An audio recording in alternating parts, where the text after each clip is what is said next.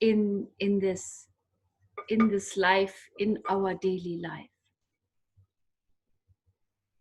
And after my beginning meditation, Michael will give a little talk, and then we might have another second meditation. So make yourself comfortable.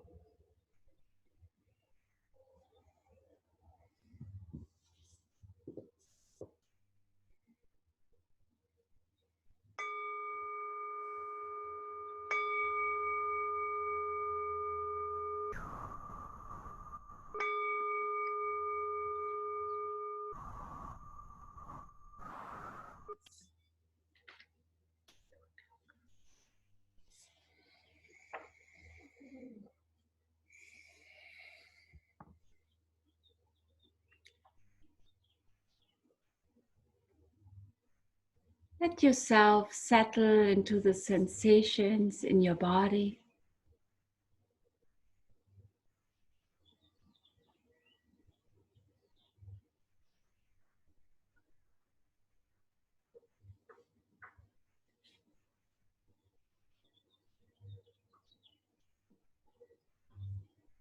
Notice the touch between your body and the chair, the ground.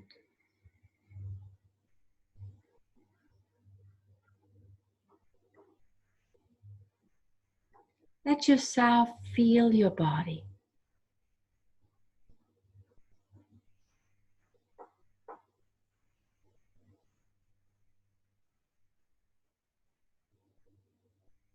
Deeply feel your body as it is right now.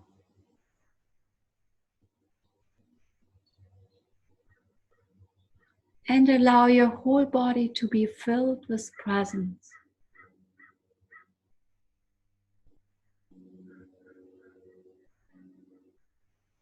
Presence within you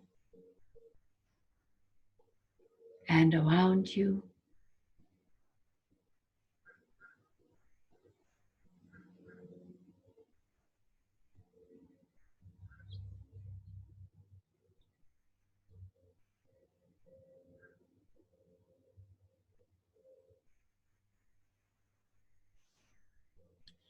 Your whole body, mind, heart, and soul, your whole being suspended, resting in this vast, limitless field of loving awareness.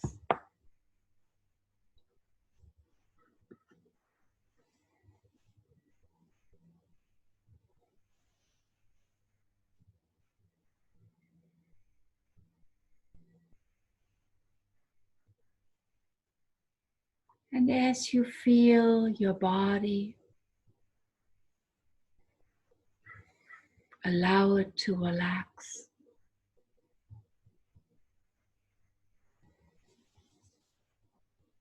Into this field of loving awareness.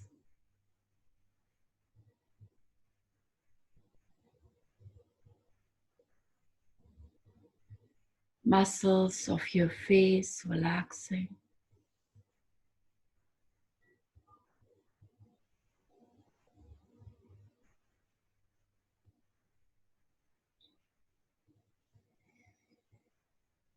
Jaw dropping with the exhale.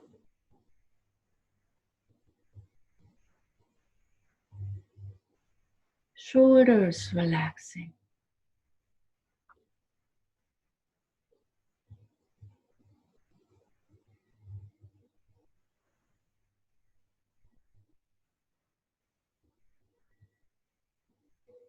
Breath brushing through the area of your chest.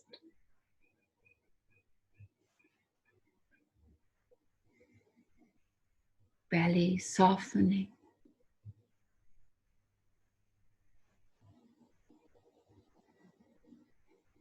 Sensing the back of your body.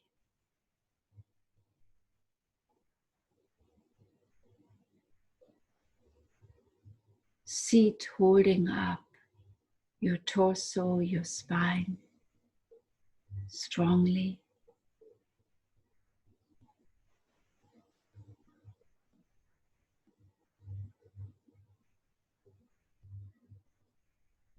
Arms, legs, your whole body being filled with presence.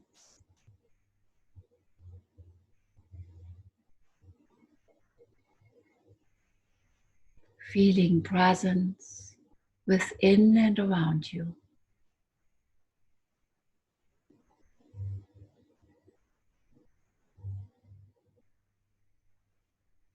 Deeply relaxed and highly alert.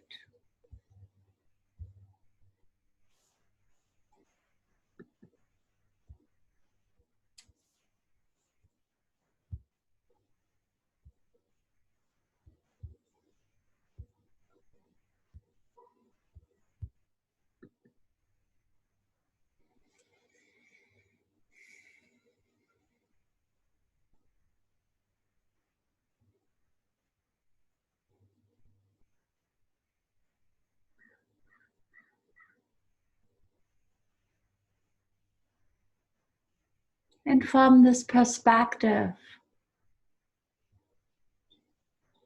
of this wider field you're in,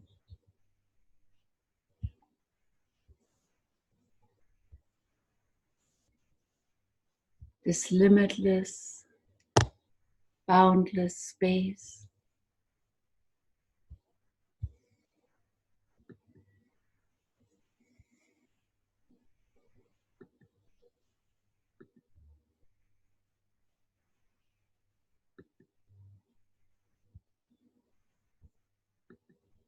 that is still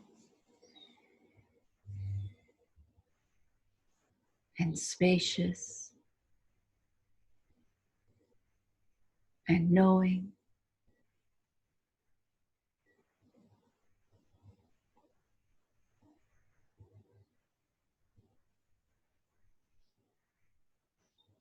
From this expanded space,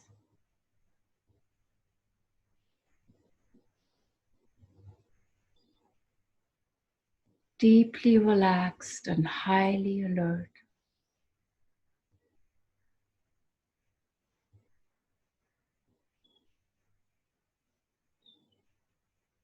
Notice the sensations and movements of your in-breath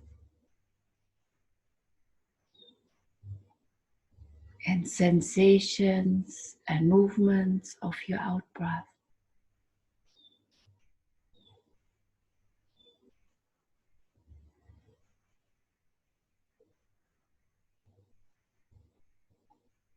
Letting go,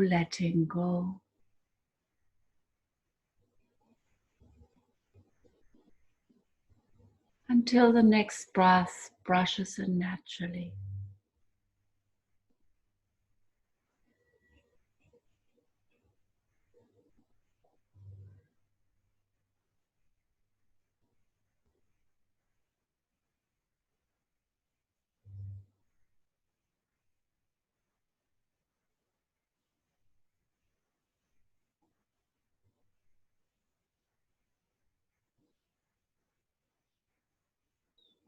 And from this perspective of spaciousness,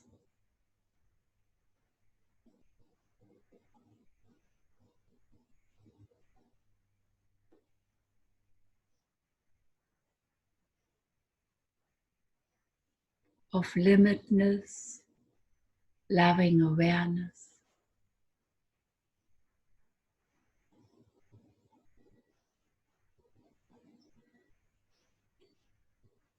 feel breath arising with the in-breath,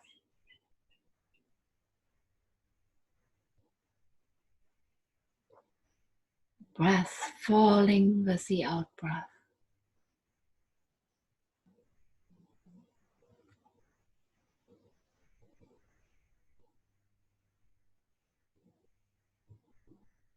Noticing every instant,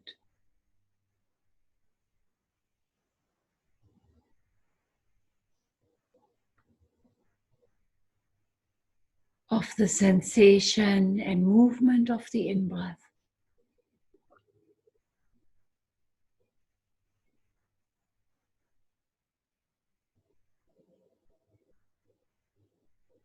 And the sensation and movement of the out-breath.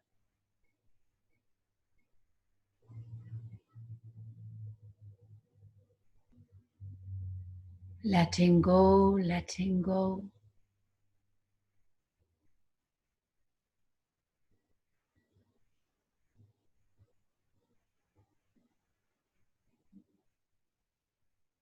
Until the next breath brushes back in naturally.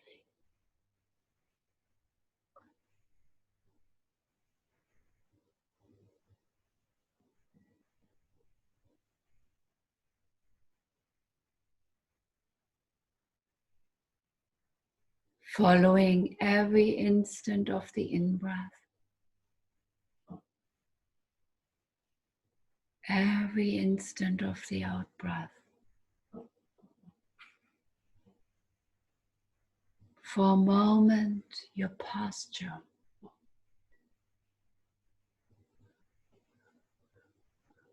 And breath brushing back in naturally.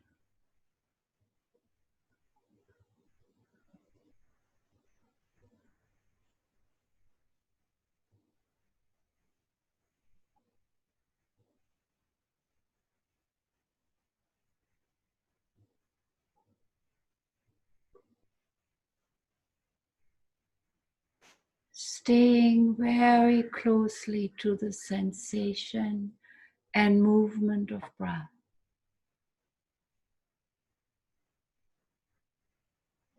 Sensation of body.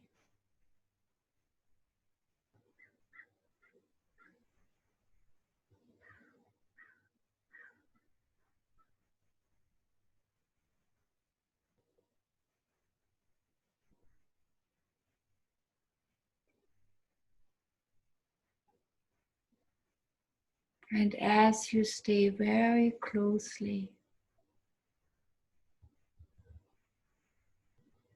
to sensation and movement of body and breath,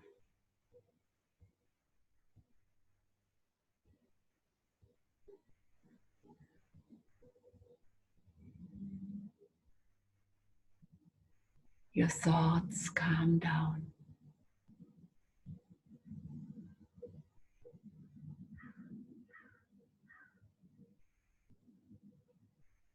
Noticing every instant of the in-breath,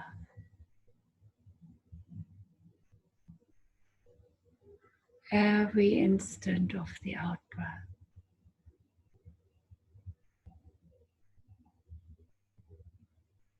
Your posture,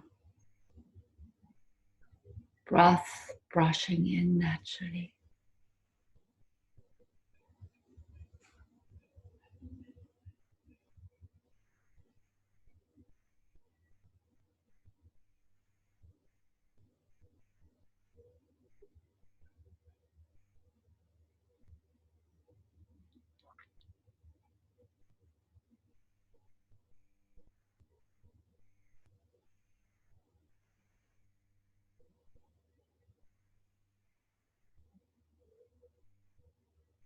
And you might heighten your focus by looking even more closely at every instant of in-breath.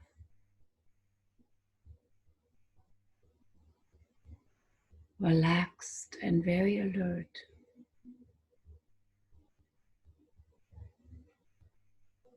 Looking more closely at every instant of out-breath. Touching in this posture. Breath breathing in ever so gently.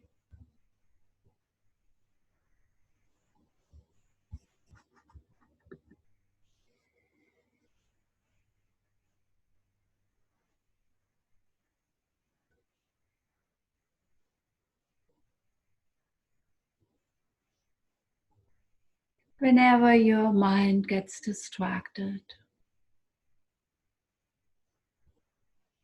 like a steering wheel, bring your focus back to body and breath.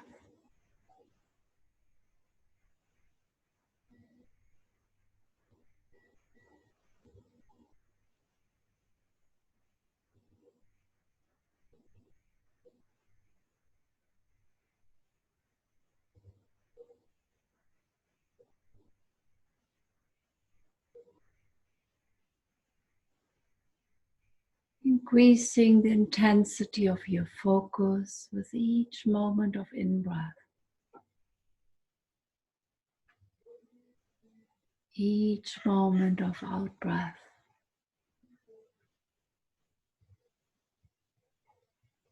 Body, breath, breathing in naturally.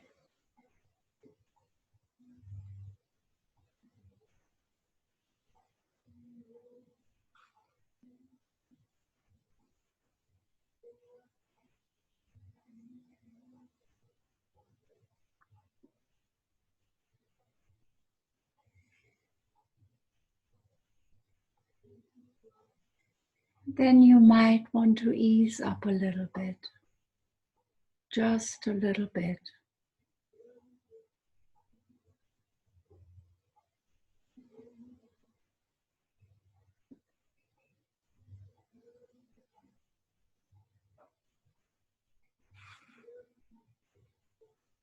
Allowing your body to be breathed, for breath to breathe you.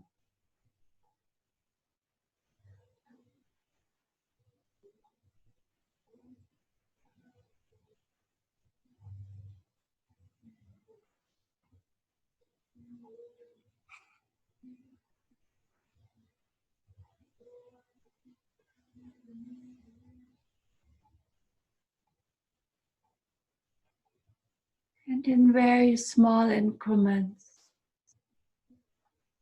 you might again look a little bit more closely.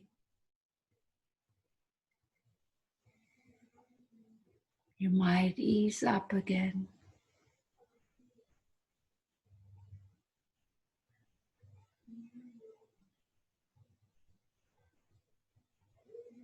Until you find the sweet spot of breath breathing you.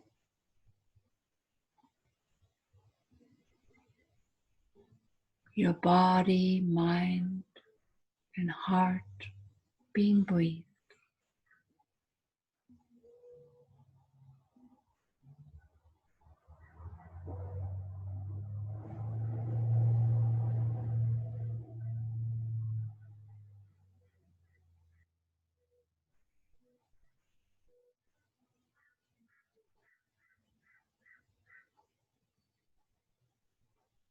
And remembering this wide, limitless perspective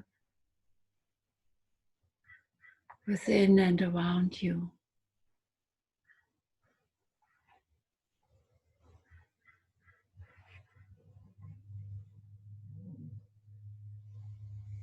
And from that perspective,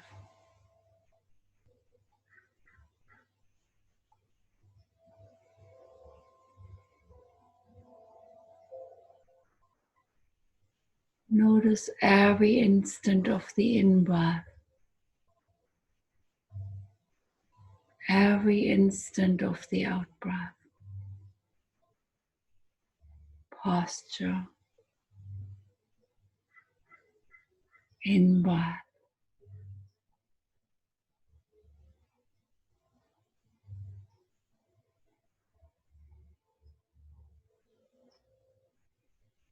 always returning to stay with the sensation and movement of your natural breath.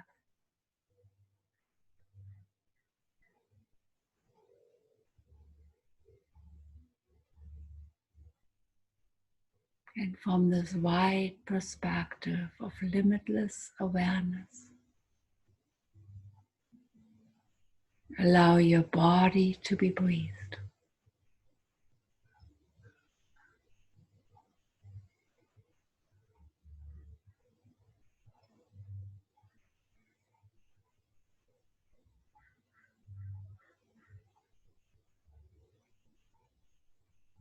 Deeply relaxed and highly alert. Being here now.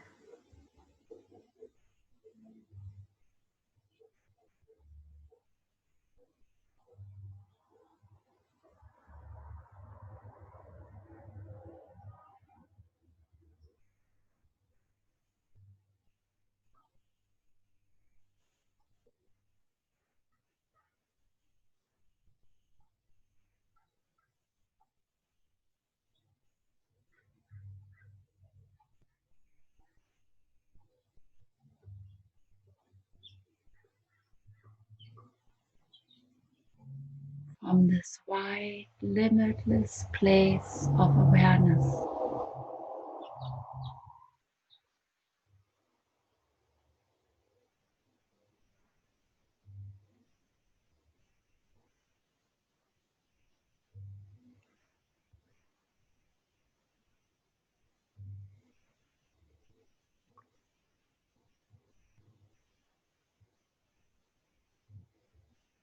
mind and heart calming down,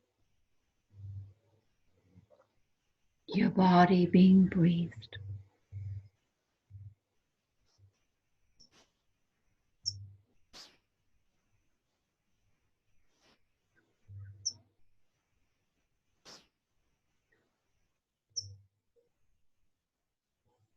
Surrendering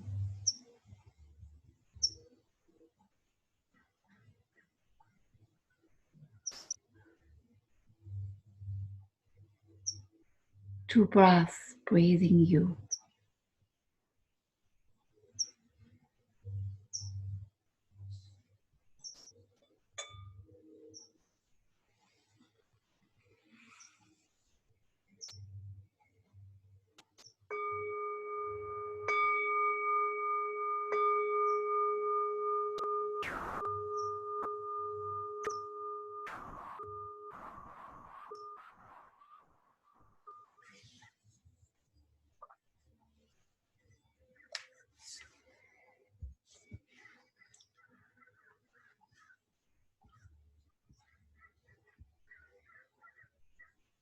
So thank you, Radhule. Yeah, I'd like to share with you a story, and that speaks to some of the ideas that Radhule was sharing at the start, and then lead you in a meditation. So I'm going to just bring up, I can. Let me just bring up this. Oh dear. Okay, 1 sec. There we go. So here is that quote that Radhule referred to earlier from Albert Einstein. We cannot solve our problems with the same thinking we used when we created them. We cannot solve our problems with the same thinking we used when we created them.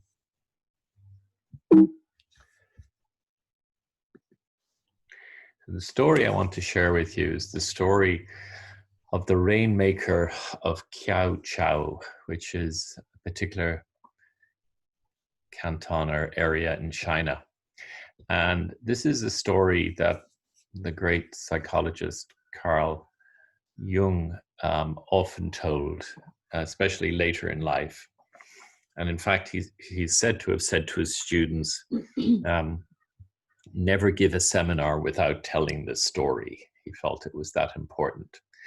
So this is actually a true story, are based on true events. And it's the story that was told to Jung by Richard Wilhelm. And Richard Wilhelm was a German or Austrian, I'm not sure, but he was a Christian minister, and he was also a sinologist, kind of an expert in Chinese culture, history, and he lived for many years in China. And he introduced, when he came back to the West, he introduced the I Ching. So that's how you may have heard of his name, Richard Wilhelm. So this is a story of something he experienced when he was living in a little village in China. And he was there for many years. So the story goes that there was a very severe drought in that particular part of China. It hadn't rained for not just months, but for years. And the land was parched and dry. The crops had died, and a lot of the vegetation had died. The animals were dying, and the people were really pretty desperate. And they tried everything they could. They tried all the kind of practical things like, bringing in water from elsewhere and irrigation projects, but they'd also tried other they prayed as best they could and done what they could in all kinds of ways, and nothing happened. The rains didn't come. The land just got more parched and cracked and dry.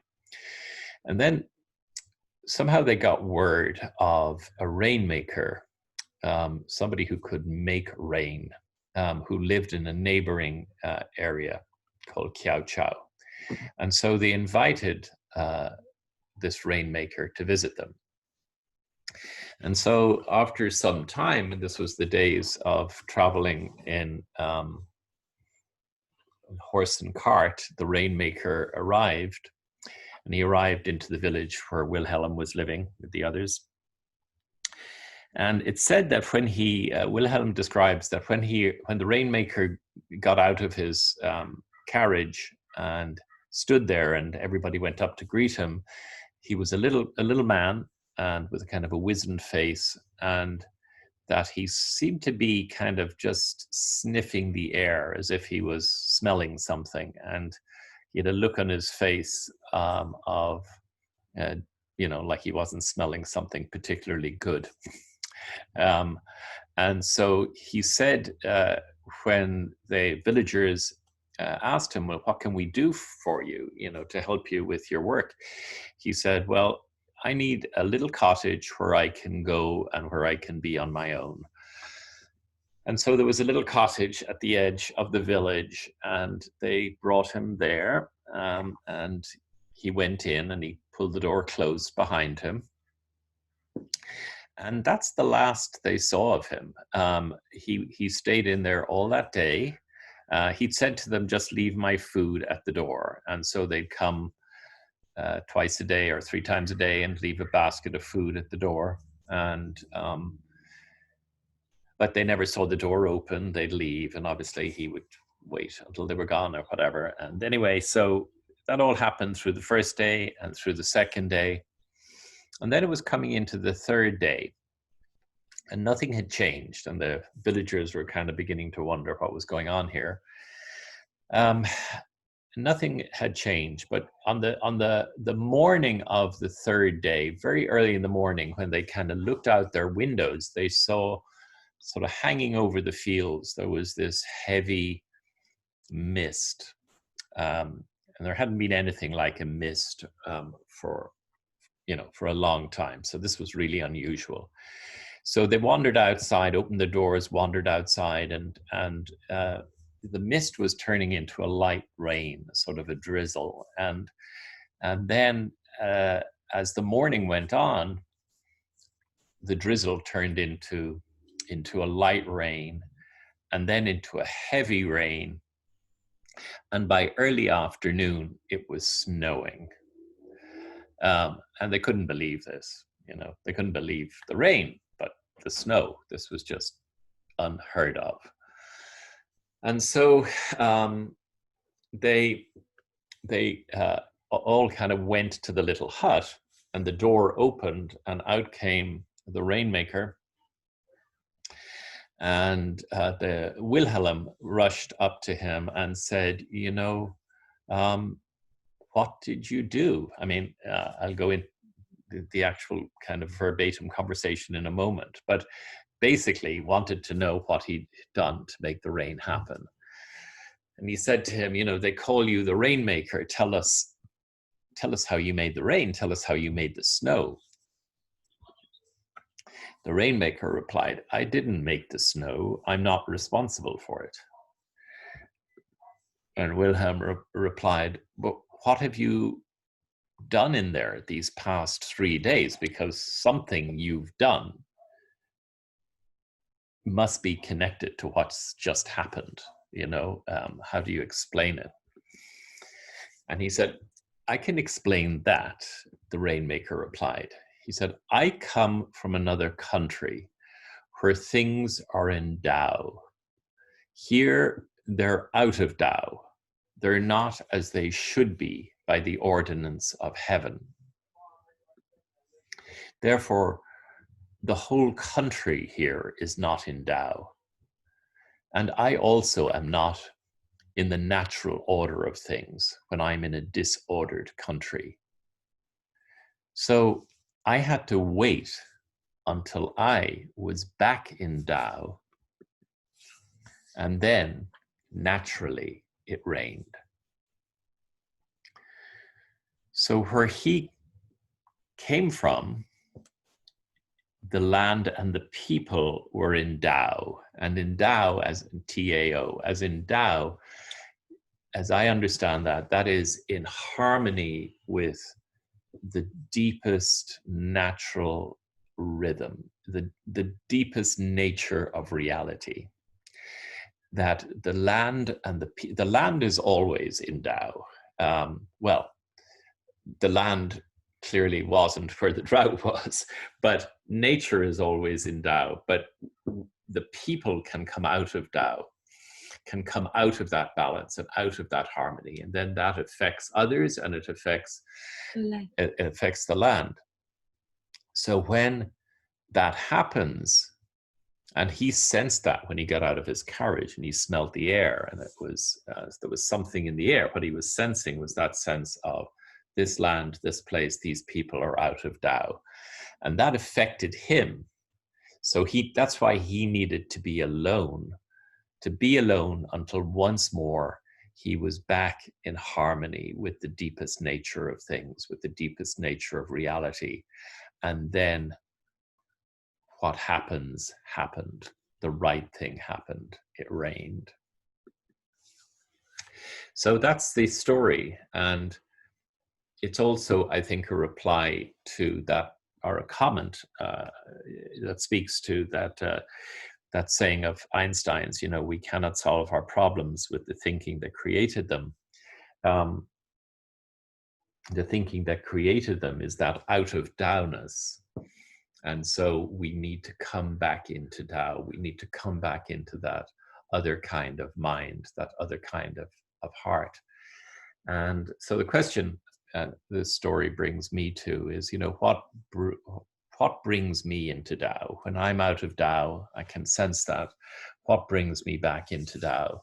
What brings me into joy, into gratitude, into a sense of deep harmony, into a sense of lightness of being, and a peace of heart? What actually brings me there? Because that's what the rainmaker in the hut is about. That's what coming back into Tao is. And when we're in that place, the right things happen, not just for ourselves, but for those around us.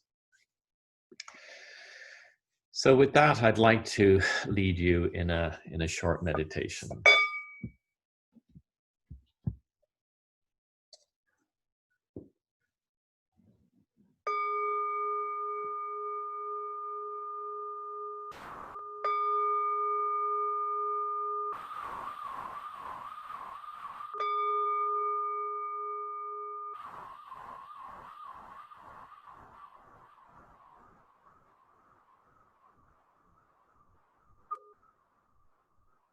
So I invite you to close your eyes and to allow your awareness to drop down into your body, and all the way down to the ground, all the way down to the earth, all the way down to the sensations of contact between the soles of your feet and the ground, between your seat and the chair, the cushion. And for just a few moments, allow your awareness to rest in these sensations of firmness and solidity.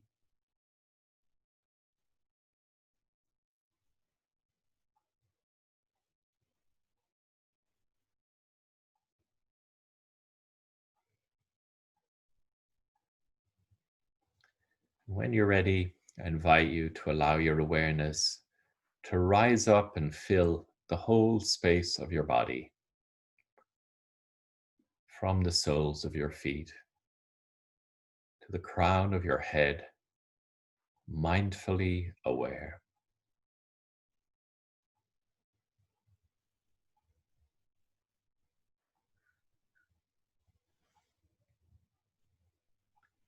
And as you're mindfully aware within your body, I invite you to notice where in your body you're most aware of the sensations of breath, the sensations of the rising breath, sensations of the falling breath.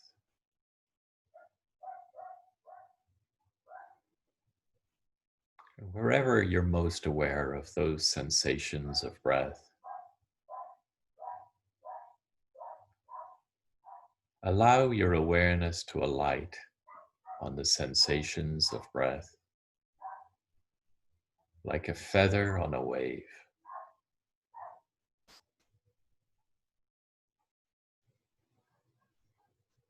Aware of the sensations of the rising breath, aware of the sensations of the falling breath, and in between, aware of the holding earth.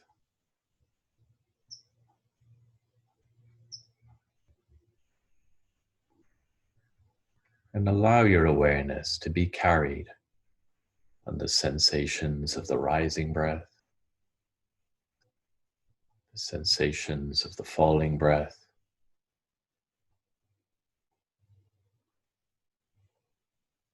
the still and holding earth.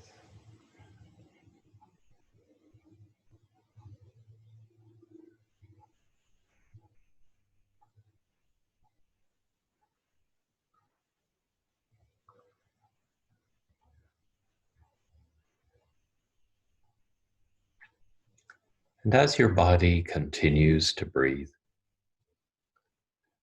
I invite you to bring your awareness to the center of your chest, the area of your heart, and to notice how your heart is just now. To notice your heart sense, how your heart feels,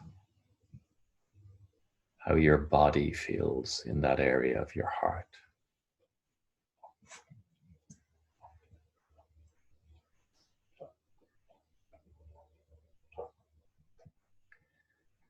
And I invite you to notice any pain that's in your heart,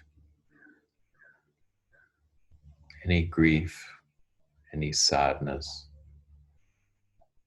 any uncertainty, any concern. Notice how your mind comes in with a story of what that's about. For now, I invite you just to bow to the story, but to leave the story for now. You can come back to it later. Instead, to allow your awareness to alight on the feelings in your heart sense,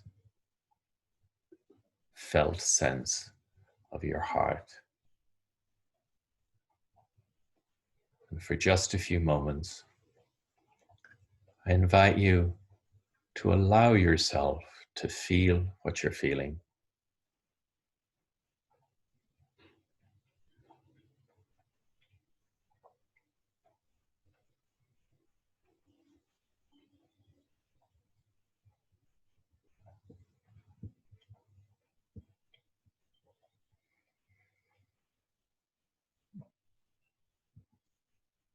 When you have a sense of that, I invite you to allow your awareness to once more expand within your body. To notice once again where in your body you notice the sensations of breath. Maybe the rise and fall of your belly, rise and fall of your chest,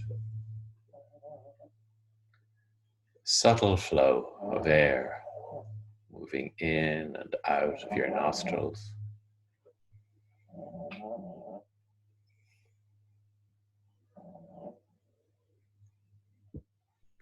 And allow your awareness to alight on the sensations of the rising breath, the sensations of the falling breath.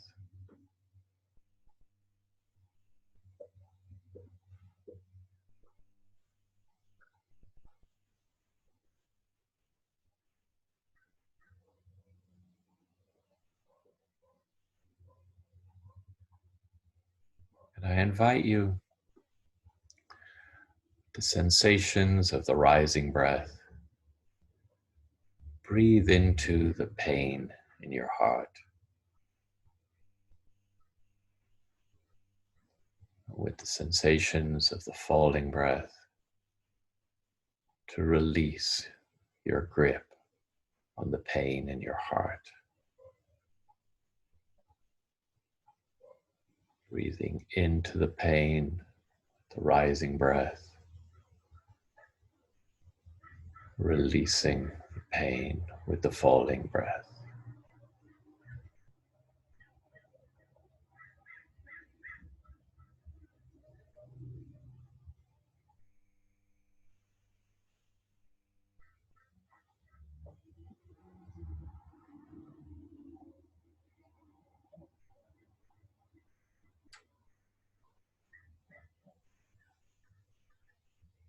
And I invite you to bring your particular attention to the sensations of the exhale, the sensations of the falling breath.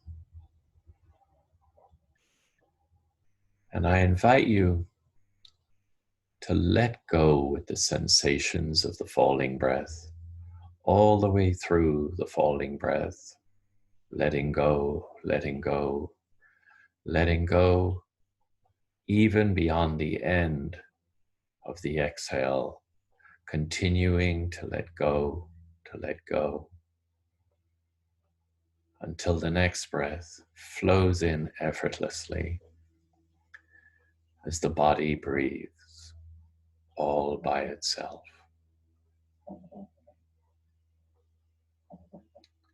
Letting go with the exhale, letting go, letting go, letting go, all the way through the exhale, even beyond the end of the exhale, releasing and letting go until the next breath flows in effortlessly, like a wave washing up on shore.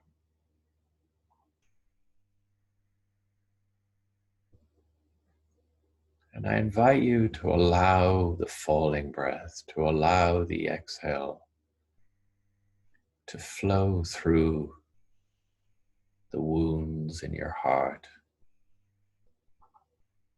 And as the falling breath washes through the heart, allow it to wash through. And I invite you to loosen your grip on the pain in your heart. And with the exhale, allow the breath to wash through, carrying in its flow the energy of the pain back down into the earth, knowing that you don't have to hold on so tight, knowing that you can release your pain to the earth, knowing that you don't have to hold on to it all by yourself. Knowing the earth can hold it with you. Knowing you're not alone.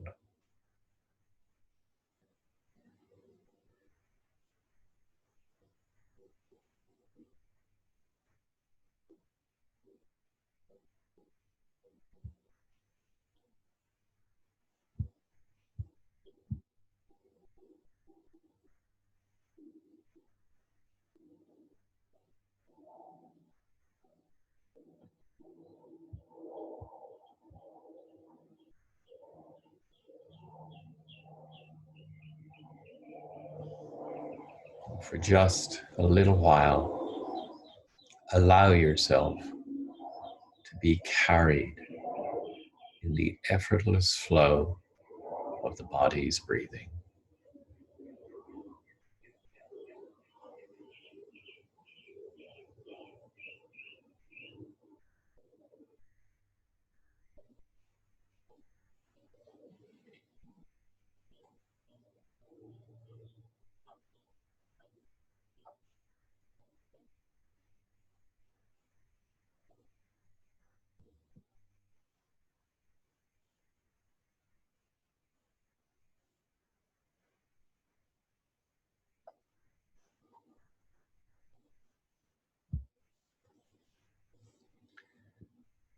May all beings be happy.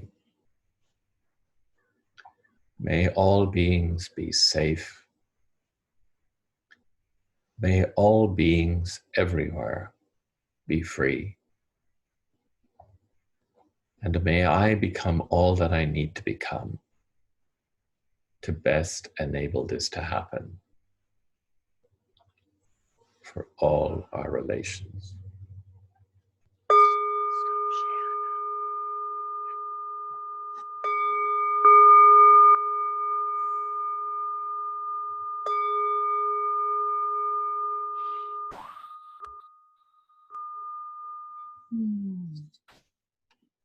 Thank you so much.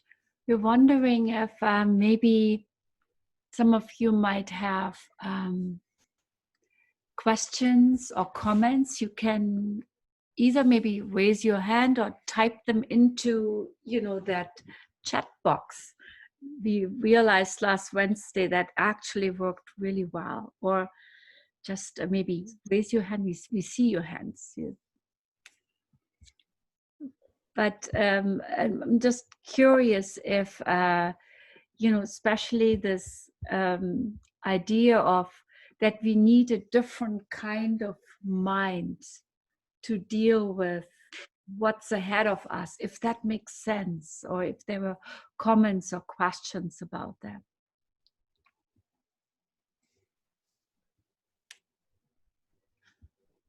Don't see everybody's hand.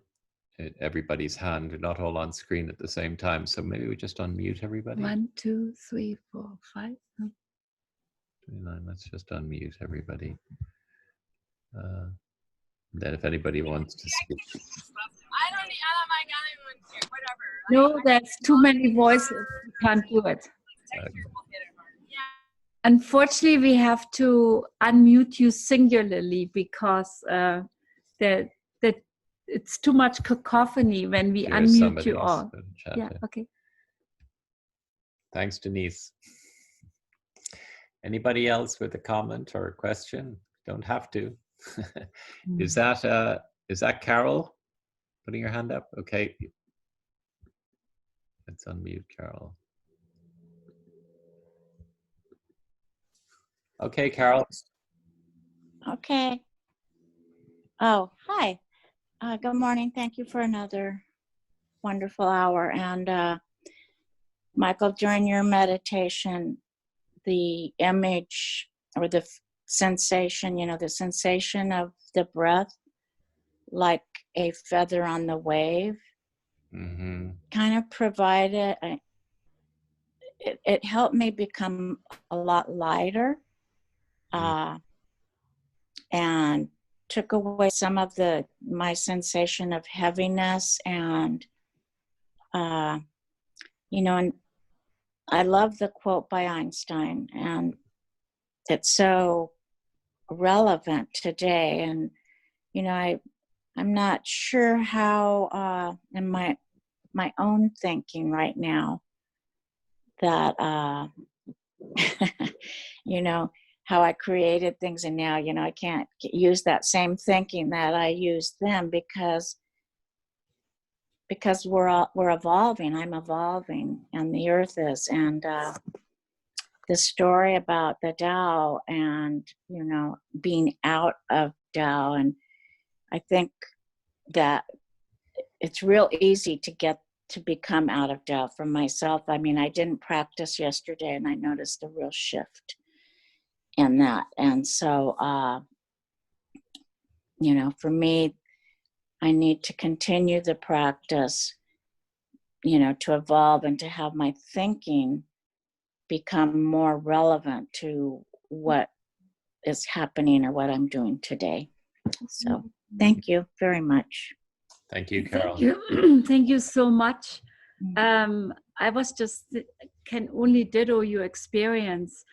I think last week there was one day where I didn't meditate. Somehow I didn't sleep well, so I slept in. And it just was, I think I noticed it by 11, 12 o'clock in the middle of the day. I just was a little bit more thrown. It's interesting how quickly it happens. And it seems the background field these days is quite inflamed. You know, it's like, I was wondering if anybody else has an experience like that. And I'm noticing in the comments here, somebody, present moment. I'm not sure who you are, present moment, but thanks for your comments. Mm-hmm. And just saying, yeah, the importance of us as individuals being in balance during these times that are so out of balance. I just think, that's right on. And yet it's also true, as you said, Carol, how easy it is to kind of just come out of balance, because we're just, the gestalt, the kind of the culture around us, the air we're breathing is in so many ways out of balance. And here somebody said, without judgment, with unconditional love and compassion. And you know, the judgment is so hard today. You know, I find it very hard, because there are so many things going on that seem so clearly easily to be judged.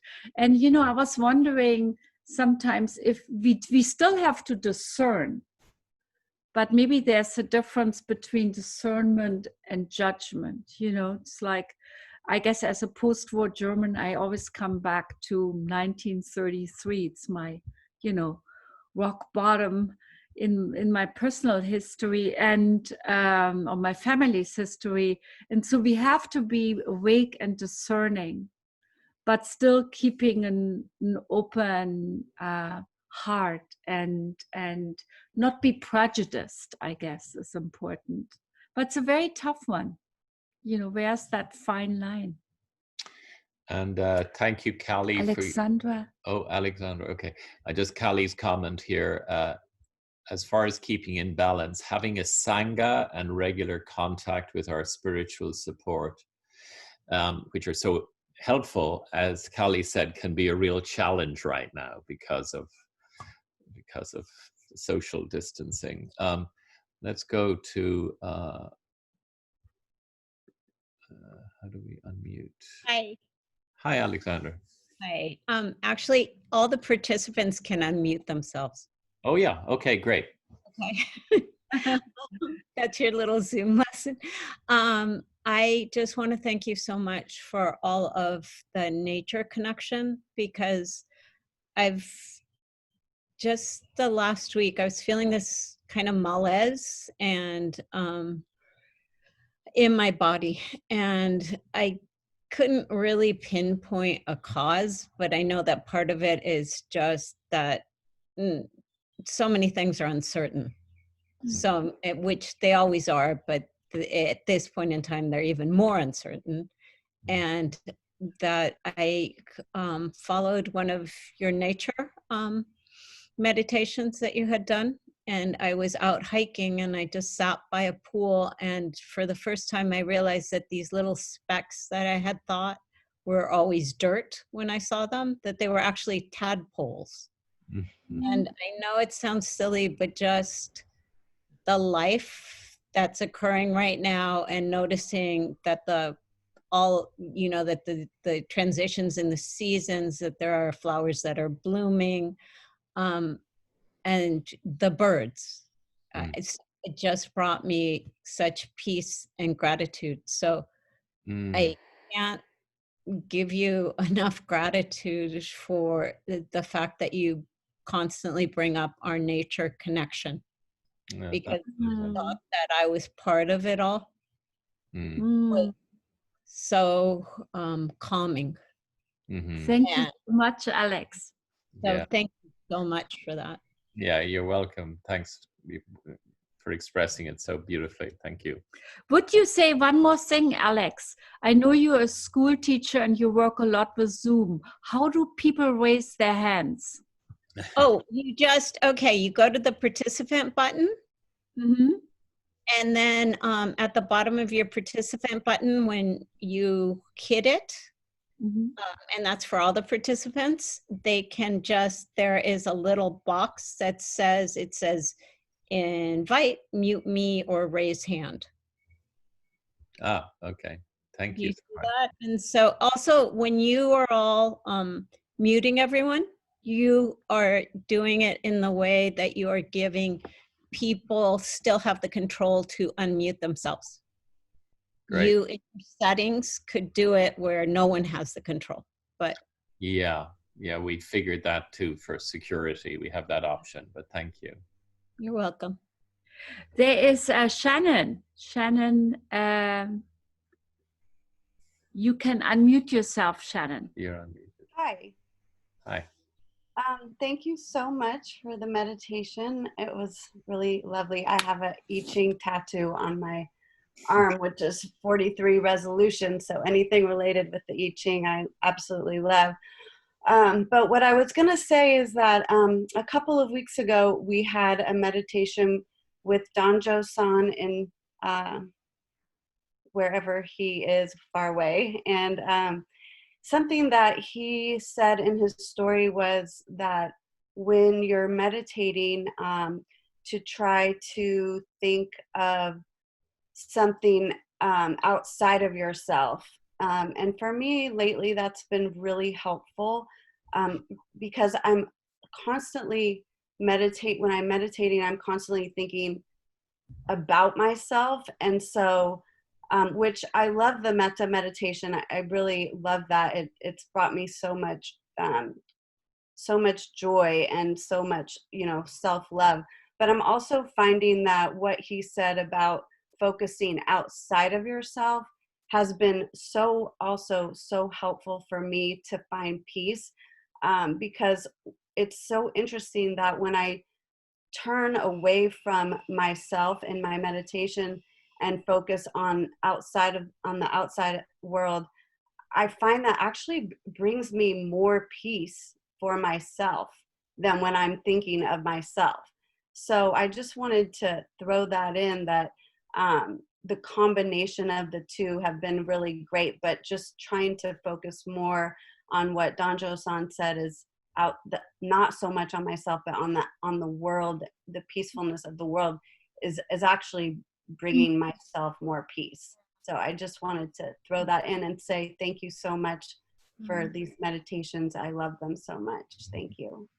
That is such an important point you're bringing up, that with our compassion, it's important we don't just get stuck with ourselves, but we are, in the spiral of compassion, we are going outward, because otherwise we could become too self-preoccupied, so, and we notice from newest research that actually giving to others is really helping us to feel enriched, so I think different from what we thought in the very early self-help movement.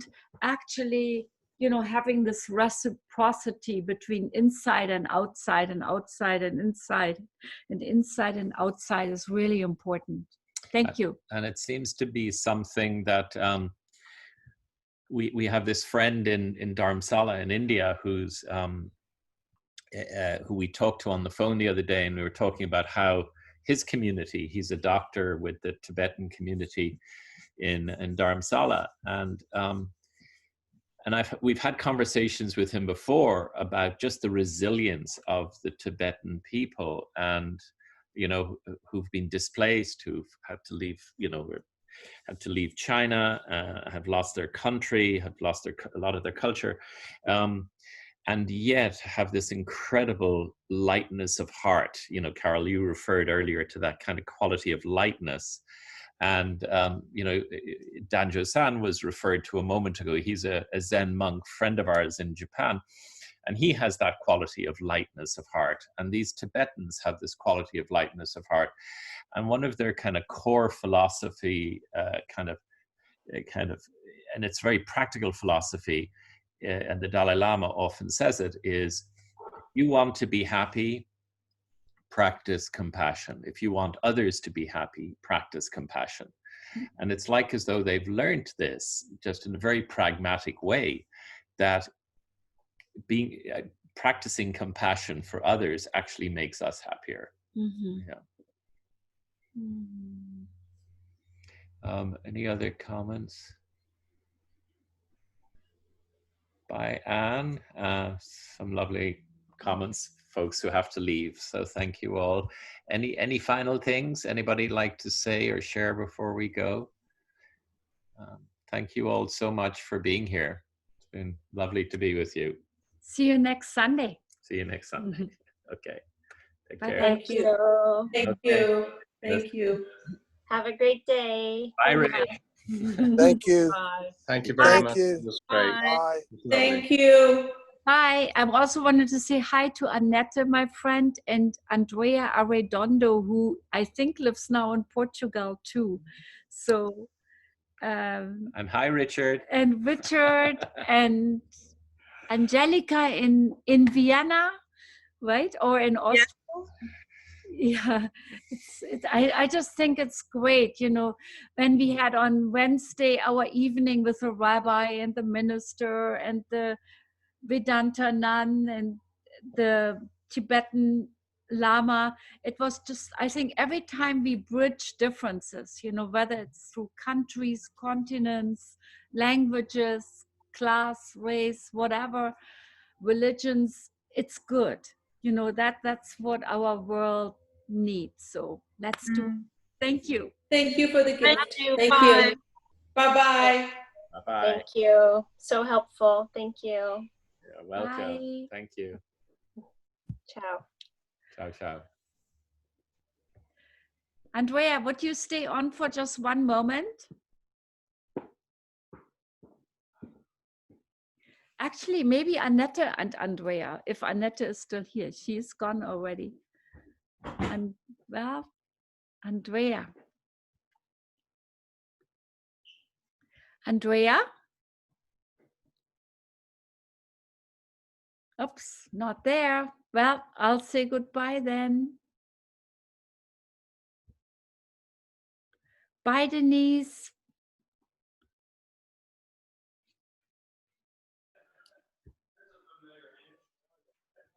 Andrea, are you there? Hi, Andrea.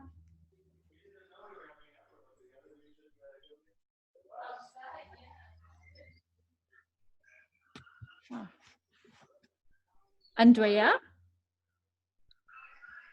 What's up? You didn't get the uniform? The memo on the uniform? Why do you have a shirt on? It's too bad. She doesn't hear me. Take your shirt off. Andrea? Hey. Well, I'll meet her another time.